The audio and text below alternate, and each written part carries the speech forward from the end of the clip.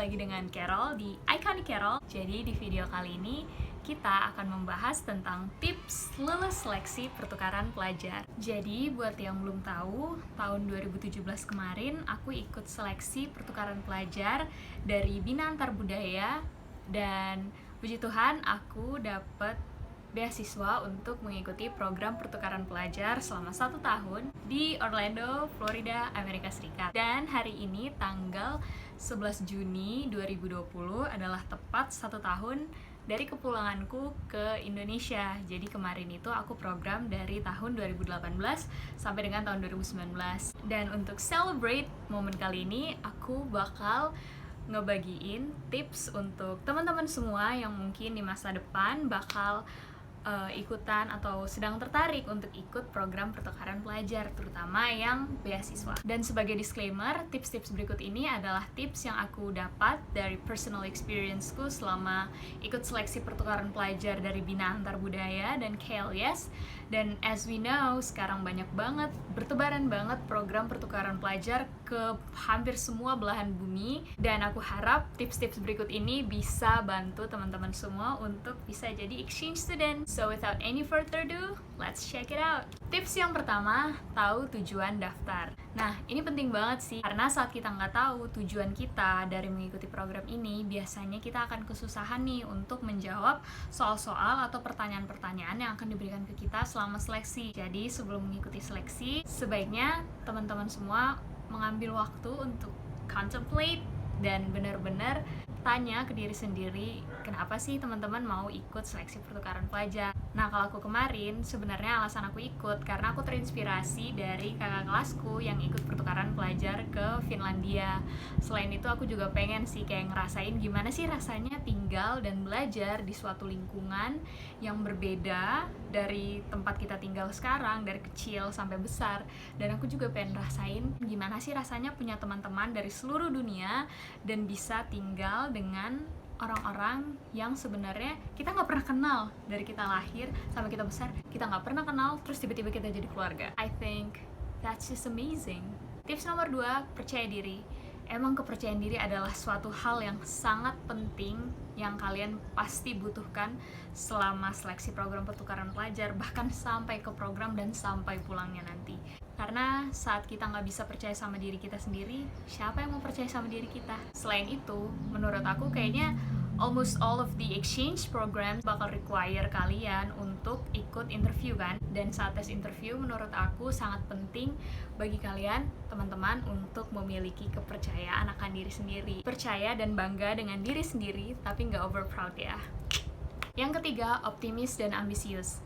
Karena nggak cuma kita sendiri ya yang ikut seleksi program ini. Jadi teman-teman mungkin bakal ketemu dengan ribuan atau bahkan puluh ribuan orang-orang yang sama juga mau ikut seleksi pertukaran pelajar dan mau menjadi seorang siswa pertukaran pelajar. Saat teman-teman optimis dan ambisius, dari dalam teman-teman sendiri akan muncul api semangat yang membuat teman-teman selalu termotivasi untuk menjadi yang terbaik. Dan hal tersebut sangat dapat membantu teman-teman untuk menyelesaikan semua tahapan-tahapan seleksi program pertukaran pelajar sampai akhirnya teman-teman bisa lulus dan menjadi siswa pertukaran pelajar. Optimis dan ambisius, you got this. Yang keempat adalah perluas kemampuan bahasa dan wawasan.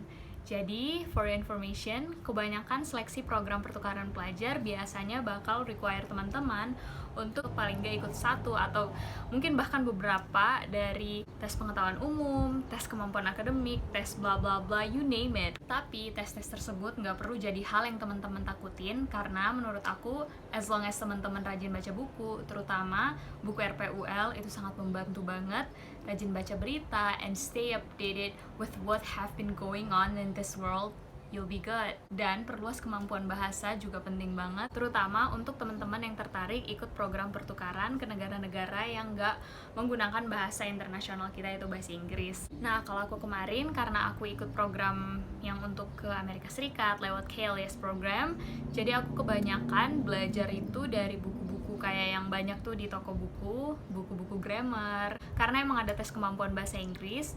Dan banyak juga nonton YouTube, terus baca-baca artikel yang bahasa Inggris, baca-baca berita yang bahasa Inggris, dan praktis aja sih. Sebenarnya basic things lah. Kalian juga bisa belajar bahasa-bahasa asing itu dari banyak aplikasi yang ada di App Store atau di Google Play. Semuanya sekarang kan serba canggih, jadi manfaatkan. Tips yang kelima adalah be yourself. Jadi ini sangat penting banget karena saat menjadi seorang siswa pertukaran pelajar, kalian bakal dihadapkan dengan lingkungan yang sangat susah. Oleh karena itu, saat seleksinya kita biasanya bakal diberikan banyak sekali pertanyaan-pertanyaan yang memang dikhususkan untuk mengenal diri kita lebih dalam, untuk kita mengenal diri kita lebih dalam lagi, dan untuk para penyeleksi mengenal diri kita lebih dalam lagi. Jadi there's no better option than to be yourself, karena saat kita benar-benar menunjukkan diri kita yang sebenarnya, aku rasa kita bakal lebih bersinar, dan sinar itu akan dilihat oleh orang-orang yang melihat kita.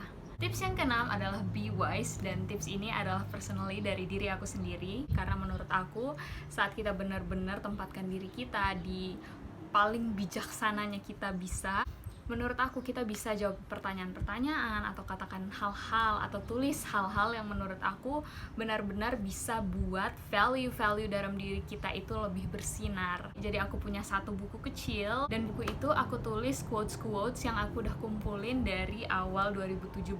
Jadi setiap sebelum aku ikut seleksi pertukaran pelajar, aku selalu ngebuka dan baca buku itu, dan aku ngerasa jadi lebih wise in a particular way, and it really helps karena banyak kan dari seleksi-seleksi pertukaran pelajar yang require kita untuk nulis-nulis esai, dan menurut aku bisa lebih luwes aja dalam menulis esai saat aku udah banyak dapat inspirasi yang bisa aku peroleh dari quotes-quotes tersebut, dan ini juga bisa bikin aku lebih tenang dan siap untuk jawab sesusah apapun pertanyaan itu, dan tentunya lebih percaya diri dan optimis.